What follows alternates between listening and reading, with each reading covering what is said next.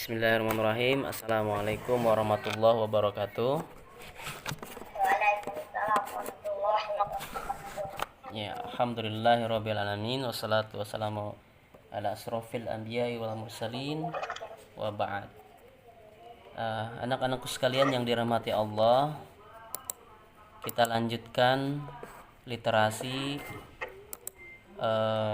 sahabat Nabi kita hari ini tentang kisah Al-Bara bin Azib, ya.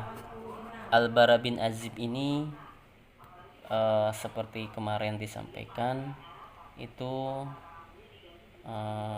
merupakan remaja, ya, remaja, bukan seorang pemuda, ya, tetapi seorang remaja di zaman Rasulullah SAW yang ikut juga dalam beberapa peperangan, ya.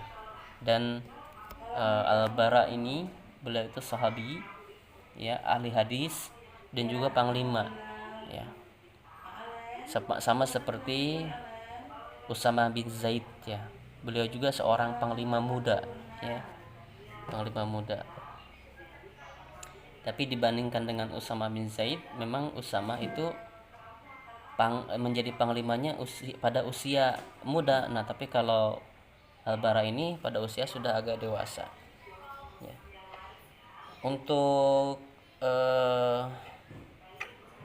meriwayatkan hadis Nabi Shallallahu Alaihi Wasallam, Al-Bara ini meriwayatkan 305 hadis, ya. Berapa? 305 hadis, ya. Jadi alhamdulillah kita mendapatkan ilmu, ya, mendapatkan penjelasan dari Al-Quran dan Sunnah Rasulullah SAW, diantaranya dari Al-Bara ini, ya, dari sahabat yang namanya Al-Bara ini, ya. Kalau andaikan sahabat Al-Bara ini tidak menjelaskan atau tidak meriwayatkan hadis, berarti kebenaran dari Islam itu mungkin tidak akan sampai semuanya kepada kita, begitu, ya. Nah, kita lanjutkan. Nah, bagaimana penampilannya Al-Bara, ya. Seperti yang disampaikan kemarin, Al-Bara ini selalu mengingatkan teman-temannya atau sahabatnya untuk meninggikan celana, ya, atau meninggikan celana di atas mata kaki, begitu. Ini penampilannya beliau seperti itu, ya. Dan memang para sahabat yang lain pun seperti itu. Hanya untuk Bara ini lebih lebih selalu mengingatkan teman-temannya atau sahabatnya untuk di atas mata kaki memakai celananya. Kemudian yang terkenal dari beliau adalah dari Ibnu Jarir atau Bari, ya, meriwayatkan bahwa Al-Bara ini selalu sholat 4 rakaat sebelum zuhur, nih, ya. Jadi sebelum zuhur ini kan ada sholat sunnah, ya, 4 rakaat. Kemudian setelah zuhur juga ada sholat 4 rakaat. Nah, Bara ini selalu sholat 4 rakaat sebelum zuhur.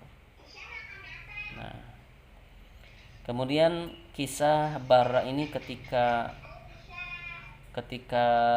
perang itu seperti apa, ya, ketika berjihad.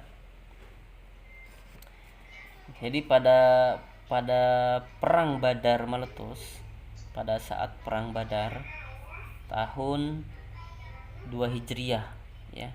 Jadi perang Badar itu tahun 2 Hijriah. Tahun 2 Hijriah itu berarti tahun kedua, ya, tahun kedua setelah Nabi di Madinah, ya. tahun 2 Hijriah itu tahun kedua setelah Nabi hijrah. Hijrahnya kemana? Ke Madinah. Ya, setelah 2 tahun di Madinah baru perang Badar meletus. Ya, ya. Mus'ab bin Umair belum genap usia 15 tahun. Ia dan beberapa remaja sebayanya seperti Mus'ab bin Umair sih. Maksudnya Bara ya. Bara ini usianya belum 15 tahun. Teman sebayanya yaitu Abdullah bin Umar. Abdullah bin Umar ini anaknya Umar bin Khattab. Ya. Kemudian Zaid bin Thabit. Dan yang lainnya mengajukan diri kepada Nabi agar diizinkan ikut perang. Ya. Belum 15 tahun berarti masih usia SMP ya. Masih SMP pada mengajukan diri mau ikut berperang di perang Badar. Ya. Nabi SAW mengizinkan beberapa tapi tidak mengizinkan Bara. Ya. Tidak mengizinkan Bara. Ya. Tapi setelah perang Uhud, ya setelah perang Uhud, Bara boleh ikut berperang. Ya. Jadi Bara bin Azib ini mulai ikut berperang bersama Rasulullah SAW itu ketika perang Uhud. Ya. Nah, kemudian bagaimana Bara bin Azib ini menjadi seorang panglima? Ya. Jadi Bara bin Azib ini juga menjadi seorang panglima yang membebaskan kota Rai, namanya kota Rai. Nih usah tulis ya, Rai. Ya, kota Rai ini kalau sekarang ini adalah Iran. Ada yang tahu Iran? Negara Iran?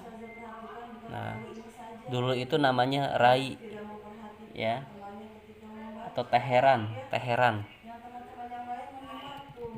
Teheran ini ibu kotanya Iran. Ya. Teheran ini ibu kotanya Iran. Dulu namanya Rai. Nah, seperti Jakarta ya. Jakarta dulu namanya apa? Batavia. Ya, dulu itu namanya bukan Jakarta, tapi Batavia. Ya. Sekarang jadi Jakarta. Nah, dulu juga Teheran ini ibu kota Iran. Dulu namanya Rai. Nah, Rai ini ditaklukkan oleh panglima oleh pasukan muslim dengan panglimanya Bara bin Azib, maaf. Bara bin Azib. Ya. Nah, jadi dalam peperangan tersebut pasukan dari musuh itu menyerah kemudian minta damai dan membayar jizyah ya. Jizyah kemudian ditentukan jizyahnya itu atau semacam pajaknya itu sebesar 500.000 dirham ya. 500.000 dirham itu berapa? 500.000 dikali 1 dirham berapa kemarin? 50.000. Berarti berapa nih? 250 juta. Kalau sekarang ya. Nah, kemudian ketika Khalifah Utsman bin Affan ya, setelah menaklukkan kota Rai atau Iran, Kemudian berganti dalam kurun waktu berjalan, eh, siapa ini, Bara bin Zaid ini diangkat menjadi pemimpin kota atau wali kota gitu ya. Ya, wali kota atau pemimpin kota diraih oleh siapa yang mengangkatnya, oleh Khalifah Utsman bin Affan. Begitu ya. Nah, kita kembali ke masa lalunya. Masa lalu itu kan masa khalifah, itu masa yang udah Rasulullah sudah wafat ya. Nah, sekarang kembali ke masa-masa di mana Rasulullah masih ada ya, masih hidup. Baik, kota-kota yang ditaklukkan oleh Bara itu ya kemudian didakwahi oleh beliau ya. Kita kembali ke masa-masa sebelum Rasulullah wafat ya. Bara ini sebagaimana disampaikan di awal selalu menyertai atau membersamai Rasulullah Shallallahu Alaihi Wasallam ya. Gurunya itu langsung, guru pertamanya itu langsung Nabi Muhammad Shallallahu Alaihi Wasallam ya. Di antaranya oleh karena itu maka Bara ini banyak meriwayatkan hadis sebanyak berapa, 305 hadis ya, 305 hadis. Yang salah satunya adalah Ustadz bacakan hadisnya. Ibnu Khuzaimah meriwayatkan dalam kitab sahihnya dari Bara bin Azib radhiyallahu anhu, ia berkata Rasulullah SAW datang dari samping shaf ketika sholat ya, ketika sholat di samping shaf, lalu meluruskan dada dan pundak jamaah. Beliau berkata, janganlah kalian berselisih ya, ini Rasulullah berkata ya, janganlah kalian berselisih sehingga hati kalian berselisih. Sesungguhnya Allah lah yang dan para malaikatnya mendoakan rahmat kepada orang-orang yang berada di saf pertama. Nah ini jadi hadis tentang keutamaan saf yang pertama ketika sholat berjamaah dan meluruskan dan merapatkan saf ketika sholat, kan kita suka dengar ya, lurus dan rapatkan safnya. Itu hadisnya itu diriwayatkan oleh Al-Bara ini, begitu ya. Jadi yang meriwayatkan itu apa maksudnya? Maksudnya begini, Al-Bara ini melihat Rasulullah langsung, mengalaminya langsung, kemudian menceritakannya langsung kepada menceritakannya kembali gitu.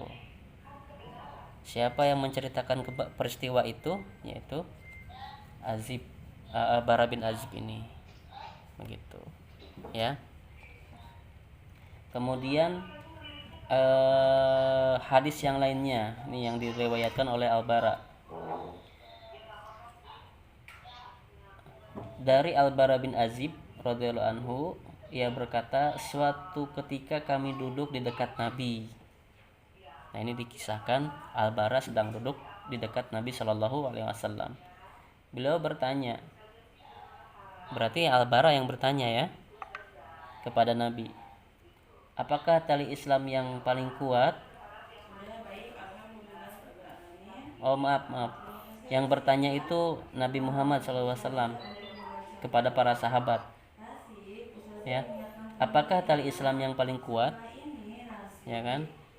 Para sahabat menjawab, salat ya. Para sahabat bagaimana jawabnya? Tali Islam yang kuat, salat ya.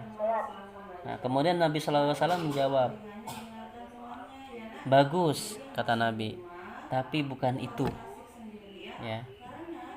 Kemudian para sahabat menjawab lagi, puasa Ramadan ya. Nabi Muhammad SAW menjawab, bagus, tapi bukan itu. Ya, jadi pertanyaannya apa tadi? Nabi bertanya apa? Tali Tali Islam yang paling kuat. Tali Islam yang paling kuat, ikatan Islam yang paling kuat.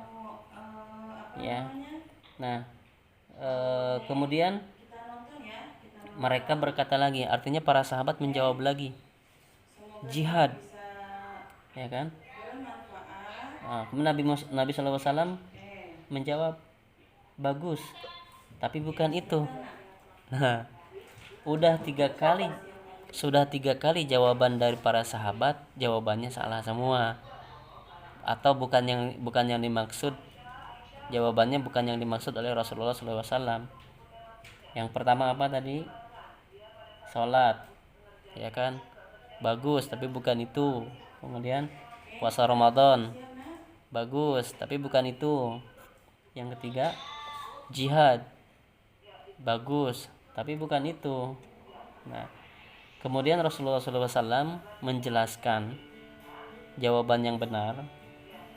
Ya, beliau berkata, sesungguhnya tali iman yang paling kuat adalah beliau bahwa kau mencintai Allah dan membenci karena Allah. Gitu. Apa jawabannya? Tali Islam atau tali iman yang paling kuat, ya, tali Islam yang paling kuat adalah benci dan cinta karena Allah. Ya. Siapa yang mencintai karena Allah dan siapa yang membenci karena Allah, itu merupakan ikatan yang paling kuat di dalam Islam, melebihi kekuatan dari sholat, dari puasa Ramadan, dari jihad. Ya, sekarang berjihad tapi tidak saling mencintai karena Allah juga jadi salah gitu maksudnya, ya. Nah, begitu. Baik, itu saja mungkin yang bisa Ustaz sampaikan untuk sampai waktu saat ini. Insya Allah kita besok dilanjutkan dengan besok Senin, ya, dilanjutkan dengan beberapa hadis yang masih banyak yang diriwayatkan oleh Barra, ya, banyak sekali, tapi Ustadz ini perlu menyampaikannya karena isinya bagus sekali, ya, bagus sekali. Demikian dari Ustadz, passwordnya sudah disampaikan tadi, 170845. Oke, kita tutup dengan kafaratul majlis. Subhanakallahumma wa bihamdik, asyhadu an la ilaha illa anta, astaghfiruka wa atubu ilaih. Wassalamualaikum warahmatullahi wabarakatuh. Waalaikumsalam warahmatullahi wabarakatuh.